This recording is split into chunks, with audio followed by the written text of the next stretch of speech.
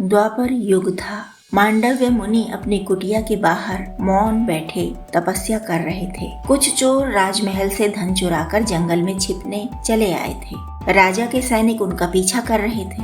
चोरों ने देखा कुटिया खाली है। बाहर आंख मूंद कर बैठा यह तपस्वी उनको देख नहीं पाएगा, तो क्यों न इस कुटिया में छिप जाएं?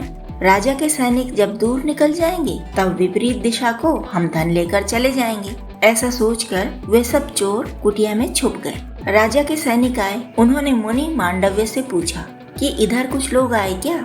मुनि का तो मौन व्रत था, इसलिए वे कुछ नहीं बोले। उन्होंने किसी को देखा होता तो संकेत कर सकते थे, लेकिन तपस्या में आंखें बंद थी, दिखता कैसे? राजा के सैनिक कुटिया में घुसे। उन्हें चोर भी मिल गए और धन भी।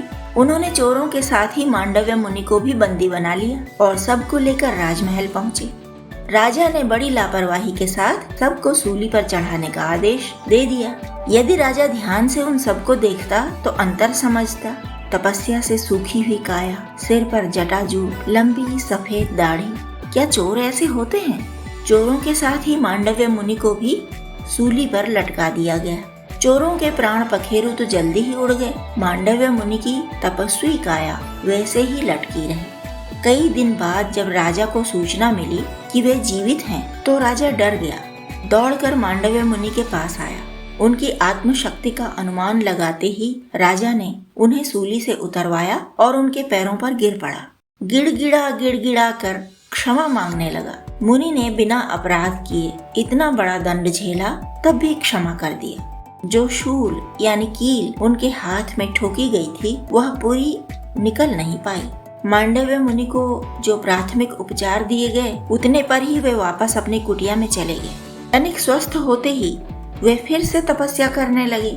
लोहे का एक अंश देह के भीतर रह गया हो तो वह मृत्यु को भी निकट ले आता है। मांडव्य मुनि मृत्यु के बाद स्वर्ग पहुँचे। उन्होंने धर्मराज से पूछा कि वह कौन सा अपराध था जिसके कारण मुझे सूली पर चढ़ना पड़ा और अंत समय तक उस शूल का दर्द भी झेलना पड़ा। धर्मराज ने कहा, तुम बचपन में कीड़ों को तिनकों से, सींकों से छेड़ा करते थे, उन्हें भी इसी तरह कष्ट होता था। मांडव्य मुनि बहुत बड़े तपस्वी थे। धर्म अधर्म का गूढ़ विवेक तो रखते ही थे, उनके पास सिद्ध वाणी भी थी। उन्होंने समझा कि धर्मराज को बाल बुद्धि की समझ बढ़ानी चाहिए, मनुष्य के कष्ट को समझना होगा।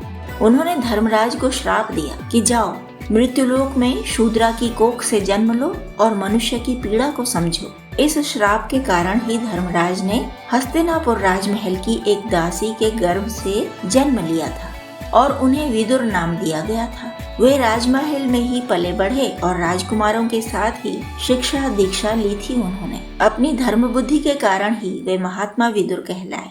उधर मांडव्य मुनि ने व्यवस्था में बदलाव को बहुत आवश्यक समझा। स्वर्ग के दंड विधान में सुधार के लिए उन्होंने नियम बनाया कि 14 वर्ष तक के बालक को वयस्कों की तरह दंडित न किया जाए, क्योंकि बालक पाप पुण्य धर्म अधर्म को भली प्रकार से नहीं समझ पाता।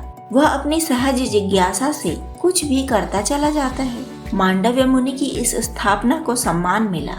शनि, जो न्याय के देवता कहे जाते हैं, वे भी 14 साल तक के बालक बालिकाओं को दंड नहीं देते, भले ही उनकी शनि की महादशा चल रही हो, अंतरदशा चल रही हो या फिर 7.5 ही क्यों न चल रही हो। तो बंधु, कर्मफल की इस मर्यादा स्थापना के लिए पृथ्वी का मनुष्य मात्र ऋणी है मांडव्य मुनि का। तो ऐसे सभी दिव्य ऋषियों को नमन करते हुए आपसे प्रार्थना करती हूँ कि हमारा चैनल सब्सक्राइब करें, लाइक करें, शेयर करें और कमेंट करके हमें अपनी राय भी बताते रहें। हमारे और आपके बीच यही तो स्नेह का सेतु है बंधु।